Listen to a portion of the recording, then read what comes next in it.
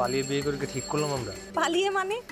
আমরা পালিয়ে বিয়ে করিনি, আমরা কাউকে না জানিয়ে বিয়ে করেছি। আর তুমি দেখছিলে না বাসায় কিভাবে পাত্র দেখা শুরু করছে আমার জন্য, তারপর দেখবা হঠাৎ করে একদিন ইমোশনাল ব্ল্যাকমেল করে আমাকে বিয়ে দিয়ে দিছে, তখন ঠিক হবে? না, তা ঠিক। আর এখন নিজেকে কেমন স্বাধীন লাগতেছে, মানে একদম স্বাধীনভাবে প্রেম করতে পারবো আমরা এখন। না, তা ঠিক আছে, কিন্তু তাছাড়া তুমি তো তোমার বাবা মার কাছে আমাদের সম্পর্কের কথাটা বললেও পারতে, তাই না? কেন তারা কি আমাকে মেনে নিত না? আমি কোন দিক দিয়ে অযোগ্য? ওর নিজের একটা বিজনেস করতেছি, আমার নিজের বিজনেস এস্টাবলিশ, আমার গ্র্যাজুয়েশন কমপ্লিট, দেখতে সুন্দর, সুদর্শন, আর কি লাগে? তোমার সবচেয়ে বড় অযোগ্যতা কি ছিল জানো? আমার সাথে প্রেম করা, তারপর আবার 3 মাসের। কেন 3 মাসের প্রেম বললে কি সমস্যা? এই কারণে কি তোমার বাবা মা আমাকে মেনে নিত না?